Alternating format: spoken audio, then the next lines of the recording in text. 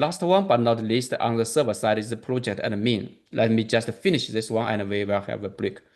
It's same. We need to provide the endpoints here, and we just need to provide one endpoint to get project user here, and we use the we create the service and use the API. So use the API's API here. Yeah.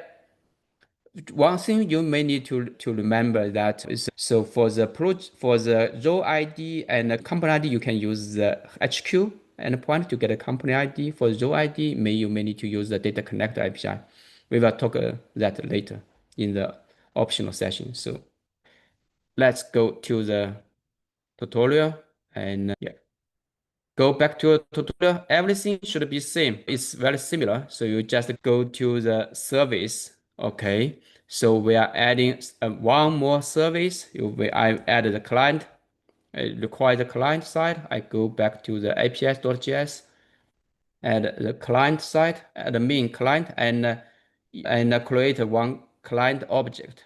Yeah, with here create one client admin client object here.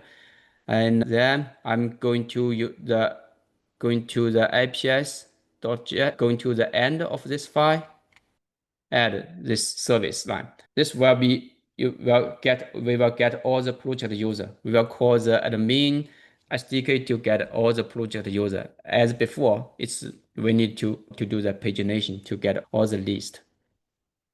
With that, go implement the server endpoint. Create the admin. If we go to the server, create admin.js file on the root and copy, paste the code here. This is pretty simple. We just provide one endpoint to get the project users. So you can say, okay, this is the endpoint, get the project users. Yeah. Then, as I mentioned as before, we need to mount the root in the server.js file. We go back to the server.js file. Here you can see add this line. That's it. So that's it. And if I restart the server, I can call this endpoint here. I need to specify the ID, project ID here. Yeah, all the project users should be respond. You can see the project users here. So I know it's a little quick for the last couple of sessions, but yeah, but they are pretty similar. Last part for the UI. So far, we created the server side. We created all the endpoints. You can see here we created all the endpoints from your server side, but we have nothing to show. So far, we have nothing to show to your user. So now we are going to add a couple of the UI to help you to create the application. So all the codes here should be inside the www root, and it includes the one index HTML file which has the tree, and you will include the inspire tree library we are using, and also the bootstrap table, and also the OXO. Bootstrap table we are used to list all the issues, and this source is used to build your HTTP request to communicate with your server endpoint. And one main.css file is used to manage your styles, and the sidebar which is the tree bar, and it will be used to manage your hubs and project hierarchy. And the table.js, which is pretty important. This is actually this is a table we use this table to list all the items, including issues or subtypes, something like that. And it can be also export to CSV and import from CSV. So the main.js file to initialize the tree and the table. That's all the component from the www root. The table.js, something I want to mention about the table.js is tabs. So it will looks like this one. The left side is a tree view. You can see the hubs and projects, and the right side is a table. it include five tabs, include issues, users, subtypes, root causes, and the custom attributes. So now let's go back to the code. Let's hide here. So let's go to the UI framework. So here we are trying to build the client side of the application because you are actually with your server side, this kind of endpoints provided, you can build the client, the UI as you want. And the tutorial just build a simple UI for you. First file is the table.js file. We need to create a table.js file on the www root. Let's do this. Now, as I mentioned, so far we don't touch anything inside the www root. It's all for UI. It's time. We are going to do that. We first create the table.js file. So let me copy the code here first. So this is the table.js file is actually created a table class, and it's used to maintain or manage all the data, all the issue data. So it provides the status of it provides the it includes the table ID which you can get from the HTML element, and also the account ID, project ID, table key. With a different session, it also has the data set. The data set is actually used to keep the data list. Anytime you switch between your table key, and it means you switch between the issues to users, something, it will refresh the data set to get the correct data. So it has also that you can also get and set the table key and a couple of method. We will leave it as it is. We will implement the details and explain it a little later. So you can here is the reset data and draw the table and export to CSV and import to CSV. Okay. And also we implemented two functions. One is a refresh table and another is init table. Okay, so they are used. The two method is the refresh table is used to refresh all the data to rejoin the table, and in init table you can see that we just it will initialize the table to check the table tabs here, which is defined as elements. Here you can see that it defines the tabs here, and it will use the elements to create all the tab based on the elements based on the value we defined in the table tabs. With that, we also add an event, which is a show table. So it means whenever any tab is activated, this method will be triggered. This method will be event will be called. So currently we will do nothing. We don't do anything here because draw table is like nothing here. But we will implement the detail in the draw table later. This is the two methods are pretty important. Init table tabs and refresh the table. So we will implement the detail of the code later. Currently, it's just a placeholder. And then we need to create the sidebar. We create a sidebar, which you can see is a tree bar. And we create it with the sidebar.js file, same inside www root sidebar. And the sidebar did is basically it's the init the tree bar. So you can see it will use the inspire tree. Yeah, create an inspire tree and for the node, it will get it. For example, if there is no node, which means the root node, it will just get all the hub. So the hubs will be the root node. And if the parent node, we will use the get projects to get all the project node here.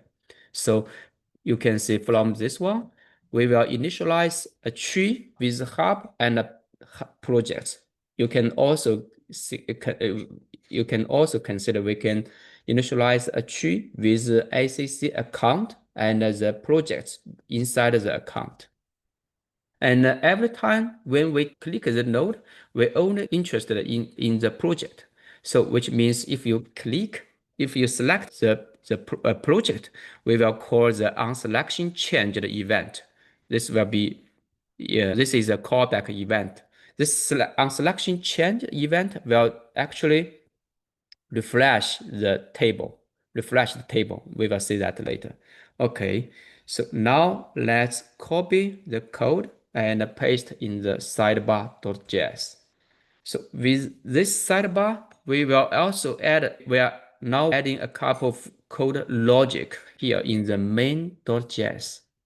So the main.js here, you can see that we create a new file named .name.js. And what does this do? What does this main.js do is you can see first we need to create the login button. So we are going to get the login button, and if we already get the profile, which means the user is already logged in, so we are going to show a logout button with the username, so user can log out. If it's not, so we are going to show the login and then give the onClick event to call the endpoint, login endpoint. If you are not logged in, we provide a button that you can click to request the login endpoint. Okay, so this is the main logic for this application. But there's one more thing you may need to also know is initialize the tree. So after the user is logged in here, when the log is used in, you will always initialize the sidebar tree with account ID project, and then we provided the callback for refresh table. So this callback is used to use the tree is initialized. So you can see here, initialize the tree, the callback provided here. When the tree is initialized, it will be every time when you select the project, it will trigger this selection change, which is here, refresh table. So every time you select the project, it will refresh the table. Okay, and also another one, init, last but not least step is init table tabs. So we will initialize the table. This is the main logic for the application. I just copy the code, paste it here to the main.js. And the next one is the CSS file. So I don't want to talk more about CSS file. This is used to control the layout. Yeah, I'm not expert, and the UI is also pretty simple. So if you want to you want to make it looks nice, you can always adjust the CSS file to make it looks nice, looks better. Okay. I just put it here, copy paste the CSS file here. The last but not the last step is index HTML file, which is the main entry point for your client site. So let me create this file here, index HTML file. And what it does is, let me copy, paste code here and explain a little bit here. So you can see first we are just add the link to the libraries where the client side is using, including the inspire tree. Yeah. And we also we are going to use which is used during inside this project, and the bootstrap table were used to initialize the table. Yeah, and Excel OS something here.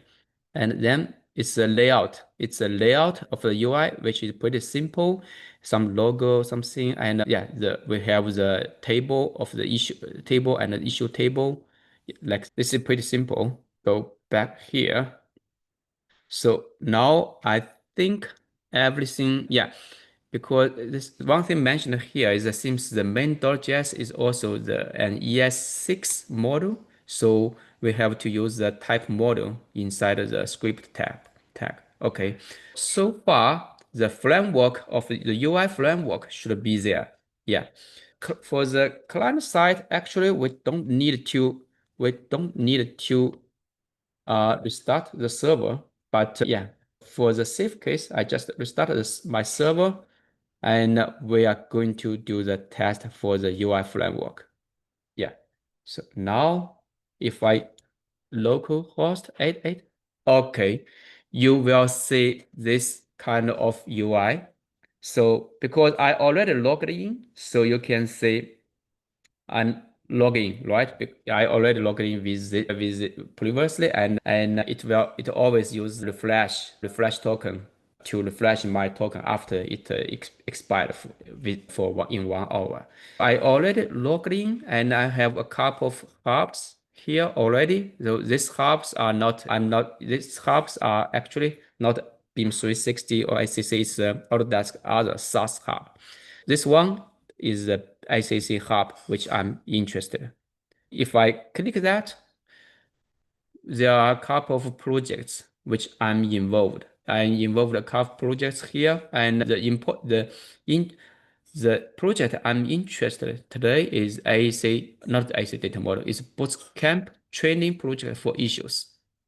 But we don't see any data here. That because we did not implement the reset data, some key method. Now, if you can, after you start your server, you run the application. If you can see this client, this UI, that means you are all set. And one thing I do need to remind you is check if you have this, if you use the static, express static www route to specify your client side route. Now let me to go back to the last UI session, which we will do the real thing to create to draw the table and import the CSV file. Okay. The table.js we mentioned before actually do the most of the job. So it will draw the table, you will get the column. The column will be get from the key of the key of the JSON response. Because the JSON response is a key value pair. The key should be the column and the value should be the list. So we will always we will get it will automatically get all the keys from the JSON response to be used as the name of the column. This is, and we will render the table with the JSON data. So we will also implement the export to CSV and import to CSV.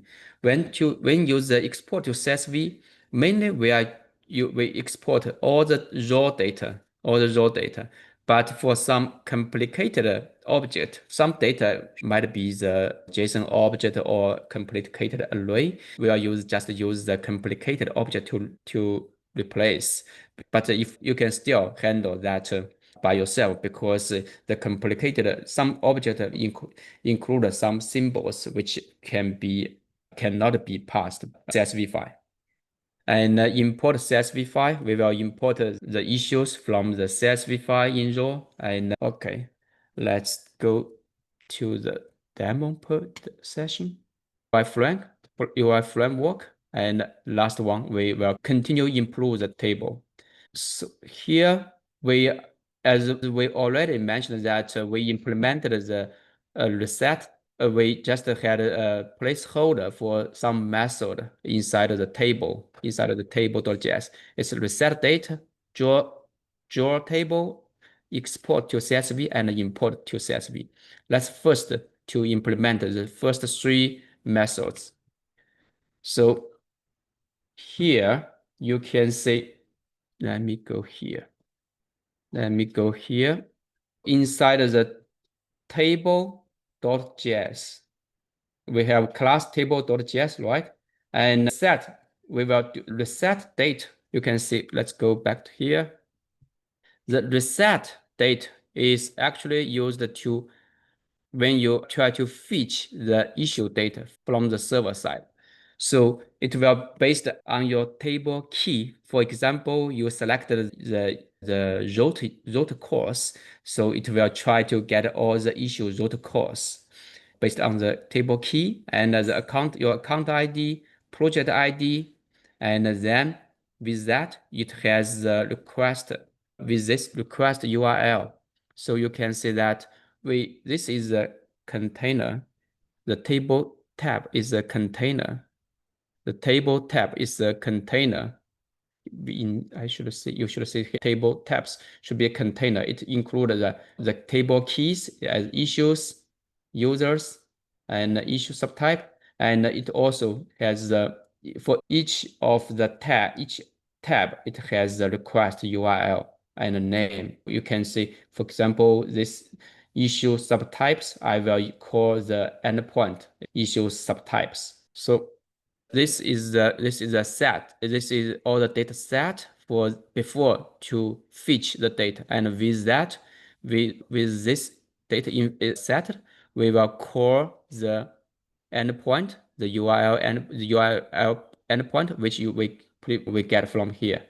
We call this URL with the parameters data to your server, and you will get all the you will fetch the data for this for the current key tab for the current table tab for the current tab. I know it's a little bit confused here. So this I'm going to implement the reset data. Okay, now I'm copy the reset data here, copy paste to implement the reset data. And the next one is the draw table.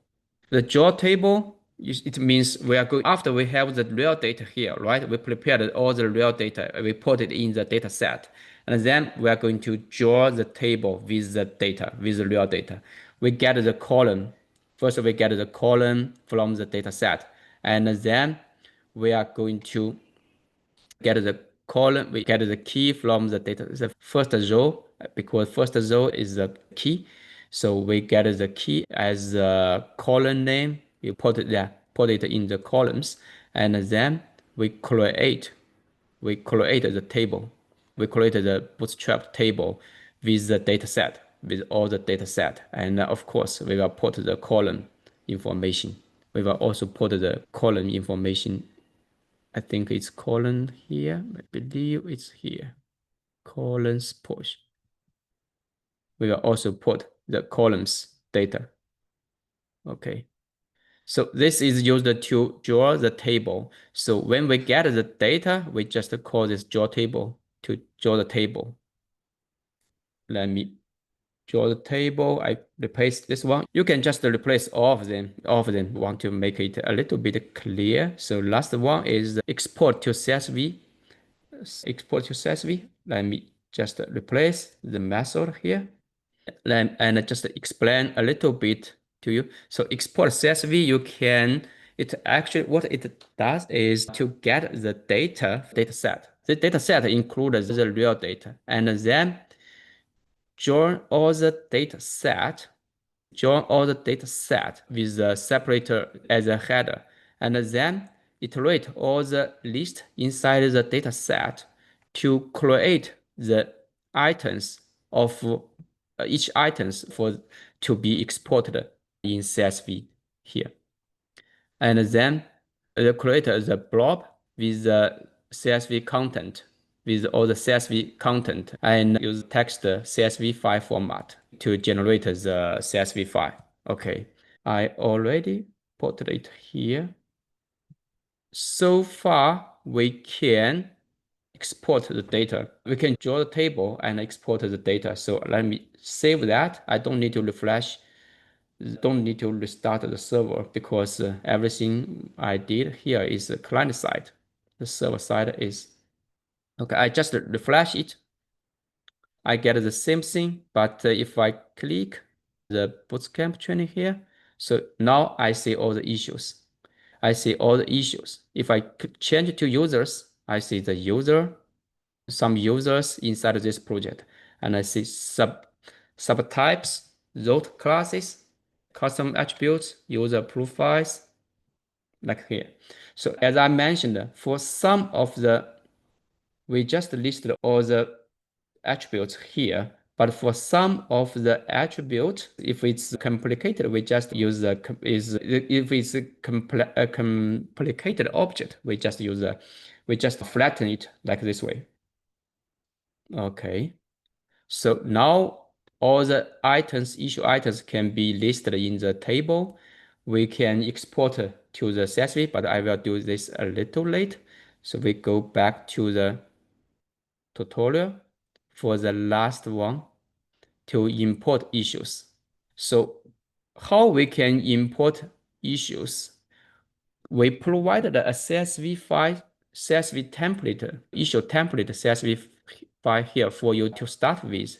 But let's implement the import, the last part, the import from CSV for here. So the method is here. Let me copy and paste it. Paste it here. Let me use this one. I can use this one. This might be a little bit clear. So import from CSV file, which we prepared a CSV file right here. As you can see, let me just show you. This is the issue template.csv file. You can see we already have a couple of issues. It's the ID, root cause, something like that. A couple of attributes we are going to use to create issues. And the first column is actually the name, the attribute name, and this is our attribute value. So with that, we will see import from CSV, import from CSV.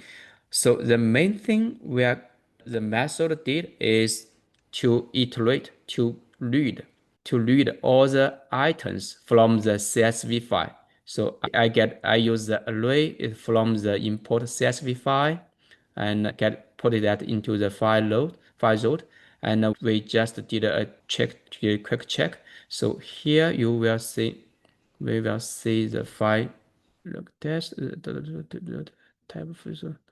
This is the new file read. Yeah. So when the file read is loaded, we are going to get the target result. Yeah, here is the result from the CSV file.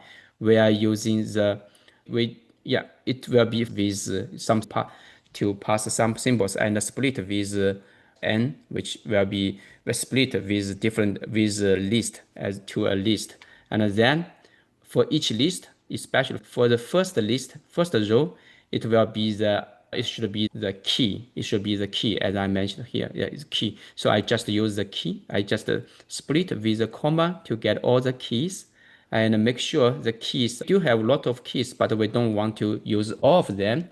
We just use a couple of keys as defined in the attribute keys here. The key we are going to check from the second row until the end. We get all the values. We get the second row values and format it item. You can see here. So the JSON item, we use the key and the value. So it basically create the JSON item with key value. So like this one, for example, the ID is ID, the value is this one for the first item, and the second item is the key is ID, the value is the second ID, like this. Yeah. So this is the JSON item, and we push all the JSON item inside the request list, and then we send this JSON request data list to the URL. This URL should be the create or modify issue. Yeah. So this one create or modify items. Yeah. With this one, we are able the issues from the JSON file.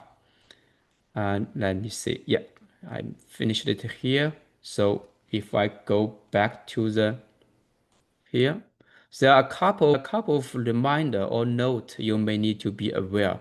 For example, we recommend use the same pattern of the CSV file that exported from the previous function, which means here, for example, issues, we can export. We click here, this button, we will export. You can see it will export to CSV file. The format is the key value. We encourage you, if you want to import issues if you want to import issues with all the details, you can modify, update based on the exported CSV file. You can change something, for example, change something here. But like I said, if it's a complicated object, we are using complete the stream to replace, because we cannot pass inside the CSV file. But if you want to do that, you can do that. You can pass the completed objects with your own algorithm. This is the first suggestion, and you add new issues. If you want to add a new issue, just leave the ID as empty. If we want to modify existing issue, keep the column ID with the issue ID. If you want to modify that, you just remain the issue ID here. And some other reminds. One thing I want to mention that if you are using Microsoft Excel to update the CSV file, please make sure don't use some symbol like a slash, this one. It will be symbol, because the slash will be detected as a separator. With that, I think we are all set. We can do a quick try with the import session. This is the server. I already have everything here. I don't need to restart the server, but let me just refresh the web application, and click here. This is the project interest. This is the issue list, as I can export all the list to CSV file here, and all the issues are exported here. And then I can import issues here. So I would suggest that if you want to import the issue, you can start based on the template we are using. Here is the template, right? And I can download the template. Let me just open that. Okay, this is the issue template I just downloaded. So you can see here, there is the issue ID, because if I want to create some new issue, I just remove the ID. It means I create new issues. And the root cause ID, I'm not sure if it's correct. I can go back here to my application. I go back to the root causes. So I just select one of them. Root cause. Let me do, no, just select. Okay. Make sure it's correct. Just select one root cause in your, it looks like a same in your project. Okay, so I add a root cause and the title. For example, let me say boots camp issue gun burst.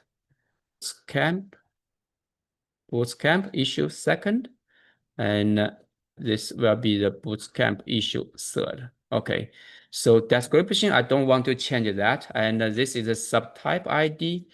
I need to go back to the subtype. Yeah, there are multiple subtypes. You can see the details, client feedback. I'm using, for example, using the design subtype ID. Issue. Okay, so let me put it here as before. Okay, so I create a couple of issues here, and one is closed. Now I just save it. Now let's see how it is going. So I need to go back to the issue tab to import all the issues. Now currently we have six issues. We can also check later from the ACC. the issue template 3. Okay, let's see.